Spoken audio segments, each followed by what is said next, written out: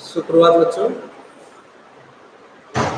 आज आपकी हिंदी पाठ्य पुस्तक रिंझम से पाठ 4 नन्ना फनकार कहानी को हम पढ़ने जा रहे हैं।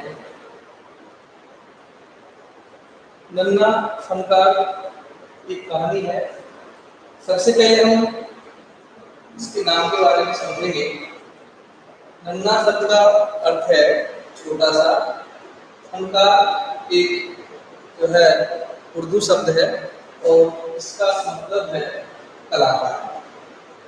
बच्चों, यह एक कहानी है और कहानी हमने बचपन से बहुत सुनी है और कहानी का उद्देश्य होता है प्राय मनोरंजन के साथ साथ उससे शिक्षा प्राप्त होती है। और कहानी लिखने और पढ़ने और सुनने से क्या होता है, किसी विषय पर हम अपने विचार प्रकट करने और उसको याददाश्त बनाए रखने के लिए प्राय बच्चों को कहानियाँ सिखाई और सुनाई जाती हैं। तो आज हम एक बालक है जिसकी आयु 10 वर्ष है, नाम केशव, उसके बारे में ये कहानी है। रोचक कहानी है। इसके बारे में लिखा हुआ है कि वह लड़का एक चौकोर लाल पत्थर के पास बैठ गया। उसने जल्दी जल्दी कोई प्रार्थना बुदबुदाई और छेनी हथौड़ा उठाकर अपने काम में जुट गया। प्यारे बच्चों, इस कहानी को मैं संक्षेप में आपको बताना चाहूँगा एक बार कि ये कहानी एक छोटे से बालक की कलाकारी के ऊपर लिखी हुई है और उस बालक का नाम केशव है। केशव का जो परिवार है वो गुजरात में रहता था, वहीं उसका पुश्तैनी घर था। लेकिन काम की तलाश में उसके पिताजी आगरा आ गए और यहाँ बादशाह अकबर ने उस समय लाल किले का काम जारी रखा हुआ था। तो वहाँ केशव के पिताजी और अन्य कलाकार मिस्त्री लोग पत्थर की गढ़ाई या नक्काशी छेनी हथौड़े के माध्यम से करते थे। तो वो छोटा बालक वहाँ उस किले के पास जाकर उन पत्थरों पर की जाने वाली नक्काशी को ध्यान से देखता और छोटी आयु में ही उसने वो चीज़ें समझी, सीखी और वो धीरे धीरे नक्काशी करने का प्रयास करने लगा। एक दिन अचानक वहाँ कार्य को देखने और संभालने के लिए बादशाह अकबर आ जाते हैं और अकबर जैसे ही आए उन्होंने उस बच्चे को देखा और उस बच्चे को देख करके वो बच्चा पत्थर से छेनी हथौड़े के माध्यम से घंटियां उकेर रहा था। आप जानते होंगे जो पुराने इमारत हैं पुरानी, उनमें बेल बूटे, घंटी जैसी आकृतियां मिस्त्री लोग, कलाकार लोग बड़ी सावधानी से उकेरते रहते थे। तो उसी दरमियान बादशाह जी ने उससे सवाल किया और उन सवालों का प्रश्न सहर्ष समझ करके तलखी से, यानी एकदम कठोरता से, कटुता से सारी बातों का जवाब उसने दिया। उसे मालूम नहीं था कि ये बादशाह अकबर है, लेकिन बादशाह अकबर एकदम चौंक गए कि इतनी छोटी अल्पायु यानी कम उम्र में बालक किस तरह से लोगों को देख करके या सीख करके अपनी रुचि को बढ़ाता है और कार्य को सीख लेता है। आइए बच्चों, तो हम अब ये पाठ 4 देखते हैं। वह लड़का एक चौकोर मतलब 4 कोने वाला लाल पत्थर के पास बैठ गया। उसने जल्दी जल्दी कोई प्रार्थना बुदबुदाई, बुदबुदाना मन ही मन कुछ कहना, और छेनी हथौड़ा उठाकर अपने काम में जुट गया। कुछ दिन पहले ही उसने इस पत्थर पर घंटियों की कतारें लाइनें और कड़ियां उकेरना शुरू किया था। उकेरना, तराशना।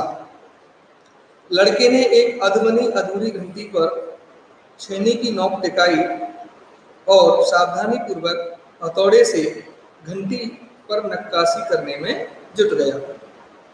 अधबनी आधी बनी हुई। तो बालक छेनी की नोक टिका करके सावधानी पूर्वक हथौड़े से उस घंटी पर नक्काशी करने लगा।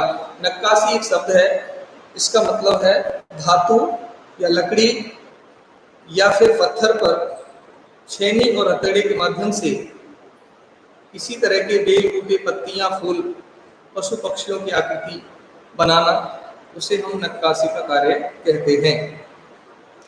हथौड़े के बार से पत्थर पर जो कटाव उभरता, उससे पत्थर की तिरछे छितरा जाती। तिरछे जैसे छेनी और हथौड़े के माध्यम से वो बालक उस पत्थर में आकृति उकेरने के लिए प्रयास करता, तो उसमें से जो छोटे पत्थर उछट जाते थे, दूर गिर जाते थे, तो वह आंखें सिकोड़ लेता। आंखें सिकोड़ना यानी आंखें समेट लेता था, बंद कर लेता था, ताकि कोई उन पत्थरों के टुकड़ों से आंखों में नुकसान ना हो सके। साथ साथ धीमी आवाज में वह कुछ गुनगुनाने भी लगता। गुनगुनाना, मन ही मन कुछ गाना। उसके चारों ओर दूसरी संगत रास। संगत रास यहाँ शब्द है, इसका अर्थ है दूसरे कलाकार, यानी एक साथ एक जैसा कार्य करने वाले लोगों को संगत रास कहते हैं। दूसरे संगत रास भी अपने अपने काम में डूबे हुए थे। अब देखिए, केशव के बारे में जानकारी दे रखी है। केशव 10 साल का था। केशव कितने साल का था? 10 साल का। अभी अपना काम सीख ही रहा था। कौन सा काम सीख रहा था? नक्काशी का काम, पत्थर पर कलाकारी का काम। पिता के एक बार करके दिखा देने पर वह सीधी लकीरों वाले और घुमावदार डिजाइन उकेर सकता था। उकेरना, उभारना, पत्थर पर डिजाइनें बनाना। ये देखिए, उसके अंदर इतनी बुद्धिमानी थी, सीखने की इतनी अच्छी कला थी कि उसके पिताजी ने वो कार्य उसके लिए एक बार ही करके दिखाया और वो उसको समझ गया। अब तक उसने नक्काशी का जो भी काम किया था, उनमें से इन घंटियों को बनाना ही सबसे ज्यादा मुश्किल था। केशव जानता था कि एक दिन तो ऐसा जरूर आएगा जब वह बहुत बारीक जालियां, महीन, नफीस। बेटा, इस पाठ में उर्दू भाषा के शब्दों का प्रयोग हुआ है। तो बारीक जालियां, बारीक मीन्स पतली, छोटी जालियां बनाना। महीन, नफीस। नफीस का मतलब भी कलाकारी से जुड़ी हुई सामग्री। बेल बूटे, कमल के फूल, लहराते हुए सांप और इठलाकर चलते हुए घोड़े, ये सब पत्थर पर उकेर पाएगा। ये सब कलाकार के लिए बड़े मुश्किल थे, लेकिन उसने एक विचार किया कि मैं जल्दी ही इन चीजों को भी उकेरना सीख जाऊंगा, यानी भविष्य में पाएगा। जिन, ये क्रिया शब्द है जिनके अंत में गा, गी, गे आते हैं, वो भविष्य काल की बात है, मतलब फ्यूचर टेंस। तो उकेर पाएगा, सीख जाएगा, ठीक उसी तरह जैसे उसके पिता बनाते हैं। कई साल पहले जब वह पैदा भी नहीं हुआ था, कौन? केशव, उसके माता पिता गुजरात से आगरा आकर बस गए थे। बादशाह अकबर उस वक्त आगरे का किला बनवा रहे थे। हाँ जी, आगरा के बादशाह का नाम अकबर। किला बनवा रहे थे और केशव के पिता को यही काम मिल गया। केशव का जन्म भी आगरे में ही हुआ। उसे गुजरात के पुश्तैनी गांव जाने का तो कभी मौका ही नहीं मिला। पुश्तैनी शब्द का अर्थ है पूर्वजों से प्राप्त संपत्ति या पूर्वजों से प्राप्त, यानी हमारे जो लोग रहते आए थे। आगरे की गलियां और अब सीकरी, बस यही उसका था। चारों ओर हो रही छेनी दौड़ों की ठक-ठक, खड़खड़ के बीच केशव को किसी के कदमों की आहट भी ना सुनाई पड़ी। आहट मीन्स आवाज। इसलिए अचानक कानों में एक आवाज पड़ने पर वह चौंक गया। चौंक जाना, अचंभे में पड़ जाना। माशा अल्लाह, ये घंटियां कितनी सुंदर हैं, तुमने खुद बनाई हैं? ये प्रश्न है। तो माशा अल्लाह उर्दू शब्द है। माशा अल्लाह का मतलब है बहुत ही खूबसूरत। माशा अल्लाह शब्द तब कहा जाता है जब कोई चीज या कोई वस्तु बहुत खूबसूरत दिखाई पड़े, बहुत ही सुंदर हो, तो अनायास ये शब्द मुंह से निकलता है, माशा अल्लाह। ये घंटियां कितनी सुंदर है, तुमने खुद बनाई है। पीछे मुड़कर केशव ने आंखें उठाई तो उसे एक आदमी दिखा। केशव बोला, बेशक बेशक, जिस कार्य में कोई संदेह ना हो, मैंने ही ये घंटियां बनाई हैं। क्या मैं आपको पत्थर पर नक्काशी करता नजर नहीं आ रहा हूं? देखते नहीं, मैं ही पत्थर को तराश रहा हूं। तराशना, कलाकारी करना। केशव ने बड़ी तलखी से जवाब दिया। तलखी मतलब कटुता, बहादुरी, इस तरह से। उस आदमी ने क्या जवाब दिया?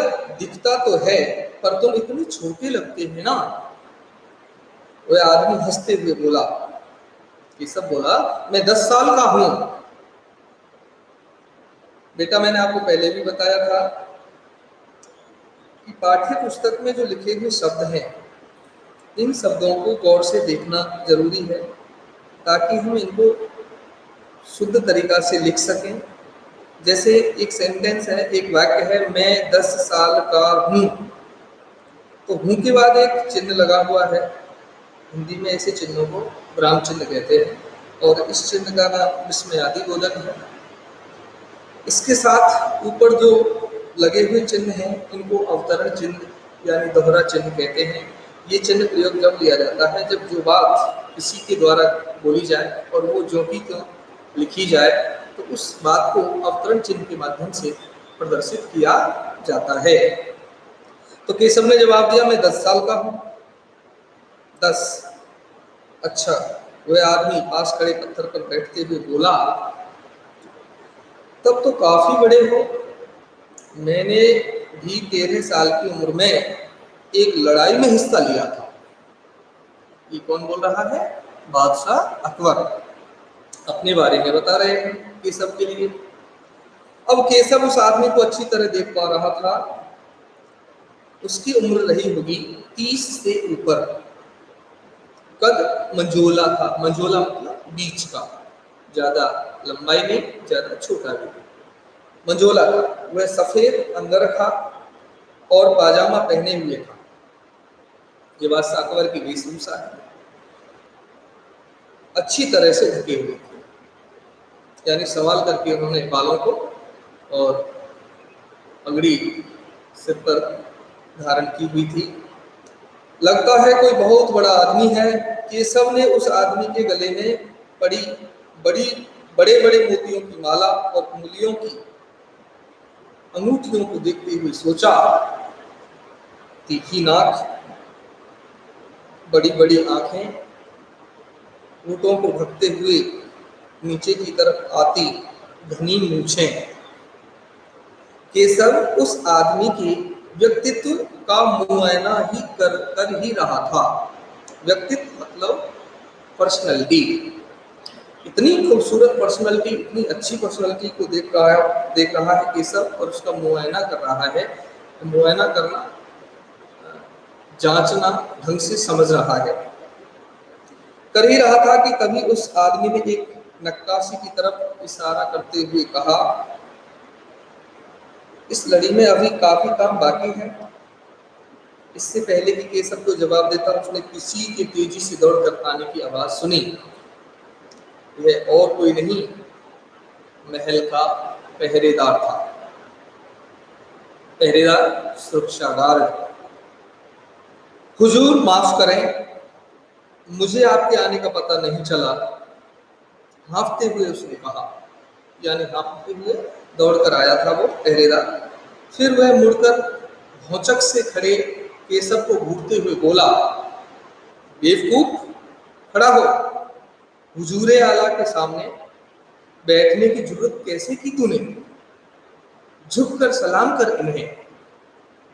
इस तरह से वो पहरेदार आकर के केसर को उस आदमी के बारे में बताता है कि ये कोई सामान्य व्यक्ति नहीं, अपितु ये बादशाह है, हुजूर आला है, और हुजूर आला के सामने तुम बैठकर इस तरह से बातें कर रहे हो,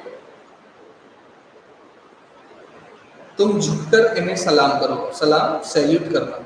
इस तरह से ये कहानी आगे आपको और समझाई जाएगी। अब प्यारे बच्चों, मैं आपको बताना चाहूँगा कि कहानी पढ़ना, पढ़ करके उसको याद रखना और कहानी में आए हुए नए शब्द, कठिन शब्द और शब्दों की मीनिंग, वो बड़ी इंपॉर्टेंट बात है। सामान्य तौर से मैं आपसे पुनः निवेदन ये करना चाहूँगा कि आप पाठ्य पुस्तक को बार बार पढ़ें, पाठ को पढ़ें, क्योंकि कोई भी चीज़ जब तक हम उसको रिवाइज नहीं कर लेते, एक दो बार नहीं पढ़ लेते, तो हमें वो चीज़, उसमें कौन सी चीज़ कठिन है, क्या चीज़ सरल है और क्या हमको समझनी जरूरी थी, ये चीज़ें आप सीखें। आइए इस कविता में जहाँ तक हमने आज इसको पढ़ाया है, आए हुए कठिन शब्द आप स्वयं नोट करें। कठिन शब्द उच्चारण के हिसाब से, यानी जो शब्द आपको बोलने में, पढ़ने में कठिन हो, ऐसे शब्दों को आप अलग से लिखें और 2 या 3 बार उनका उच्चारण करके देखें। भली भांति उच्चारण जब आप कर सकेंगे, फिर आपकी समझ में उस शब्द का अर्थ भी आसानी से आ सकेगा। आइए कुछ शब्द ऐसे हैं जो, जिनका मतलब मैं आपको लिखाना चाह रहा हूँ, इस पाठ में आए हुए हैं।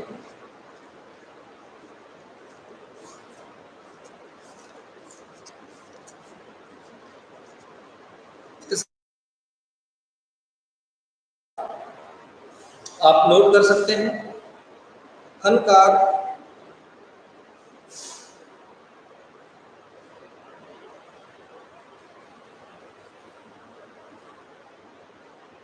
ये शब्द है और इधर में इसका अर्थ लिख रहा हूं। फनकार का मतलब है कलाकार, फनकार का मतलब है कलाकार, और ये फनकार जो शब्द है उर्दू भाषा का शब्द है। दूसरा शब्द मैं आपको लिखा रहा हूं, बुदबुदाना, बुदबुदाना। बुदबुदाना का अर्थ है धीमी आवाज,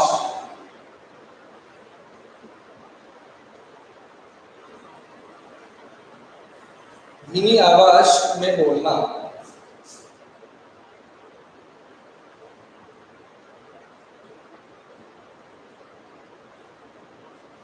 अगला शब्द है कतारें।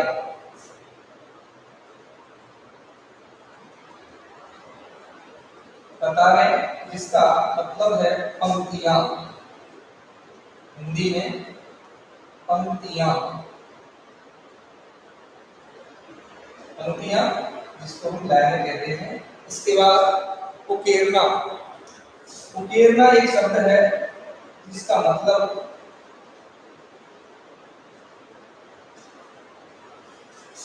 बेल बूटे खोदना, नक्काशी करना। बेल बूटे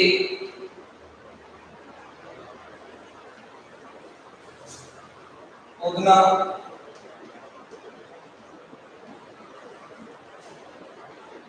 नक्काशी करना।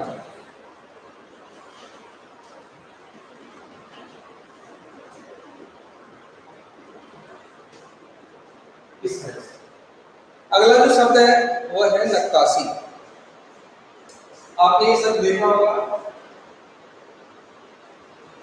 संकार, कलाकार, इनको आप लिख सकते हैं और प्रॉपर तरीका जो हमारा क्लास में जो रहेगा मैं आपको बताना चाह रहा हूँ। आप सबसे पहले इस तरह से आप पार्ट का नाम, ये जो मार्जिन होता है आपके पेज के ऊपर इस तरह से, तो यहाँ पार्ट का संख्या डाली जाएगी, फिर पार्ट का नाम डाला जाएगा, फिर उस पार्ट की विधा के बारे में लिखना होगा कि कहानी है या ये कविता है, जो भी है, तो इस तरह से आपको लिखना होगा। फिर सबसे पहला काम होगा आपका कठिन शब्द। आप सबसे पहले कठिन शब्द लिखेंगे इस तरह से। ये कठिन शब्द आपको खुद सेलेक्ट करने हैं, खुद चुनने हैं, जो आप पढ़ने में जैसे बार बार परेशानी होती है, उन्हें आप लिख करके ये शब्द 10 या 15 या 20 जो भी आप लिखना चाहे लिख सकते हैं। कठिन शब्द लिखने के बाद प्रत्येक चैप्टर में या प्रत्येक पार्ट में यही प्रक्रिया आपको करनी पड़ेगी। कठिन शब्द लिखने हैं, उसके बाद में आप लिखेंगे शब्दार्थ। क्या लिखेंगे? शब्दार्थ। वैसे शब्दार्थ में आपको प्रतिदिन जितना पाठ पढ़ाना हो उसका आगे जो शब्द हैं उनको उनके अर्थ आपको समझाता हुआ लिखा रहा हूँ। आप नोट कर सकते हैं, जैसे पंखा, पंखा का मतलब गला का, गुदगुदाना मतलब धीमी आवाज में बोलना, कतारें मतलब पंक्तियां, उकेरना, बेल बूटे खोदना, नक्काशी करना, इस तरह से ये आप शब्दार्थ को बढ़ाते हुए फिर जब पाठ की समस्त शब्दार्थ आप लिख चुके होंगे उसके बाद पाठ उस वक्त आपको लिखाए जाएंगे। ये तरीका आप अपना सकेंगे। और जैसे इसमें आगे और जो शब्द आए हैं, किरचे, किरचे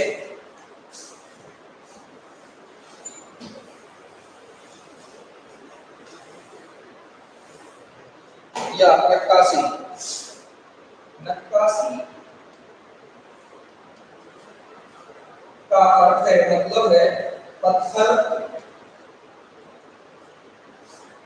लकड़ी या धातु, पत्थर, लकड़ी या धातु पर खोदकर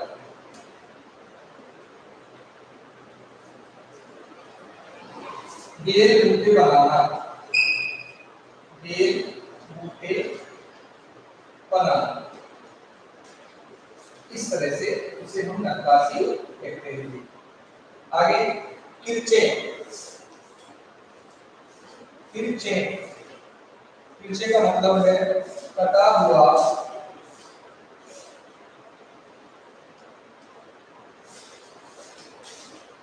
पत्थर का छोटा हिस्सा,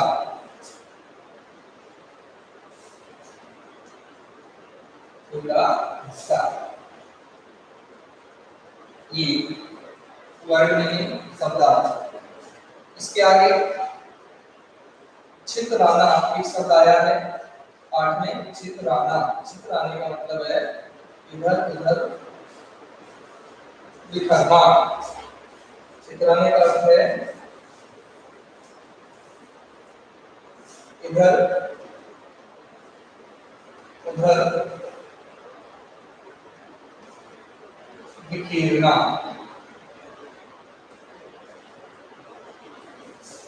इसके बाद एक शब्द आया संगत रास, संगत रास, संगत रास का अर्थ है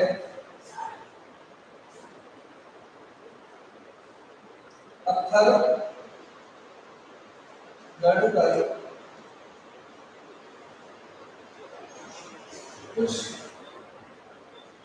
बनाने वाला कारीगर।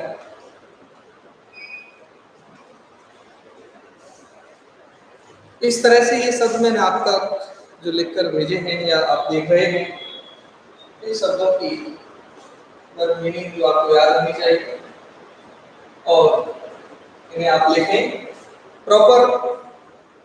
उचित जो आपकी उत्तर पुस्तिका है उसमें ये लिखी हुई होनी चाहिए सही ढंग से। जब विद्यालय ओपन होगा, आप जब आएंगे तो उस समय ये कॉपी पुस्तिका आपके हाथ में होगी और उसमें सही ढंग से ये कार्य आप करके हमें दिखाएंगे। आगे इस पाठ को अगले दिनों में हम आप तक पहुंचाएंगे। धन्यवाद।